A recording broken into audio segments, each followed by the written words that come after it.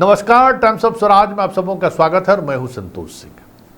और आज हम टाइम्स ऑफ स्वराज में मीडिया मैनेजमेंट की बात कर रहे हैं कि पॉलिटिकल पार्टी कैसे मीडिया को का मैनेजमेंट करता है, कैसे मैनेज करता है। उसमें तेजस्वी भी माहिर खिलाड़ी है, कुछ वैचारिक रूप से भी, और कुछ मंत्री बनने के बाद जो होता है मीडिया वाले के साथ जो कुछ ट्रांसफ़र पोस्टिंग में कुछ हो गया तो फिर उसका भी लाभ लोग उठाते हैं, तो वो भी कर्जदार ही रहते हैं। तो कुछ बिहार के मीडिया हाउस में 95% तो मोदी भक्त है, समझ गए ना। वहाँ तेजस्वी का दाल नहीं गलता है, वो टेम्परामेंट से मोदी भक्त है।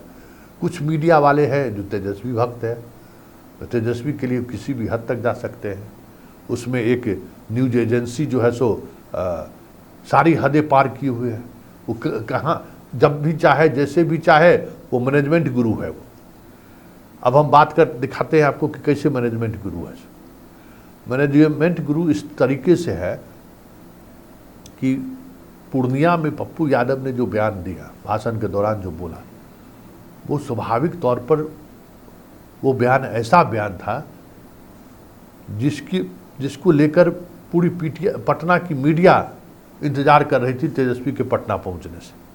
और ये बात तेजस्वी को पता था और टीम तेजस्वी को भी पता था कि ये चीज़ें होंगी।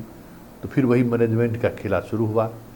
तय हुआ कि मीडिया ये सवाल करेगा ही, लेकिन बीच में आप ऐसा सवाल कर दीजिए कि मीडिया चाह के भी जो है उसको दूसरे रास्ता नहीं दिखा सके।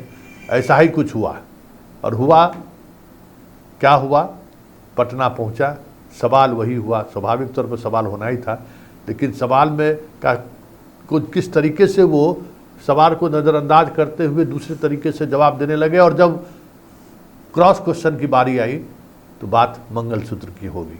जरा देखिए और समझिए कि किस स्तर पर तेजस्वी मीडिया को मैनेज करते हैं, और मैनेज करने का तरीका क्या है वो भी देखिए। कि सवाल बीच में ऐसा सवाल कर देना है कि मीडिया को क्रॉस क्वेश्चन करने की जरूरत ही नहीं पड़े। जरा देखिए, तमाम चीज़ों को गौर करिए कि कैसे मीडिया मैनेजमेंट होता है, कैसे मीडिया को मैनेज किया जाता है।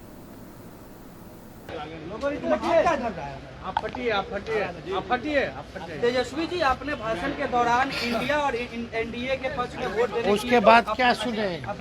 पप्पू यादव कह रहे हैं कि क्या आपत्ति है हम अरे भाई, अब कोई व्यक्ति विशेष की बात कर रहे हैं क्या? आप लोगों को कितना बार एक ही बात बोला जाए, आप लोगों को समझ में क्यों नहीं आता?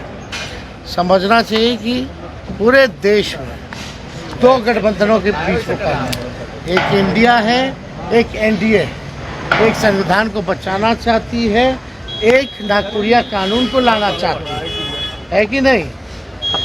हम नारा मतलब यही कि जो इंडिया के साथ है वो संविधान को बचाएंगे, जो नहीं है वो संविधान के खिलाफ है।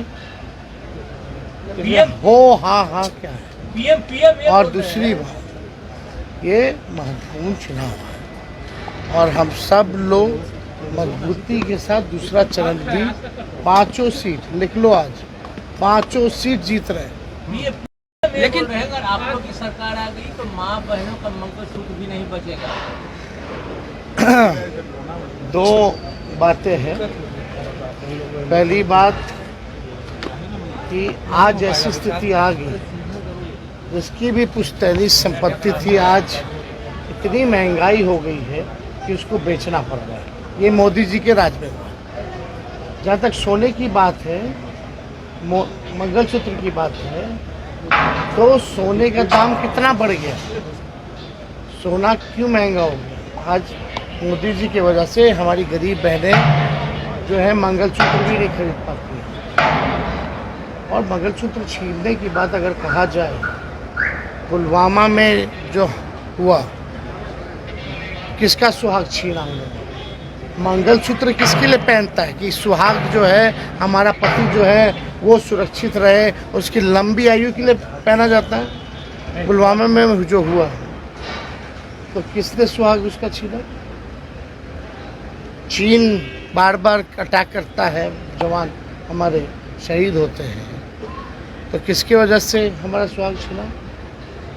नोटबंदी में कई लोग लाइन में मर गए, किसने सुहाग छीना?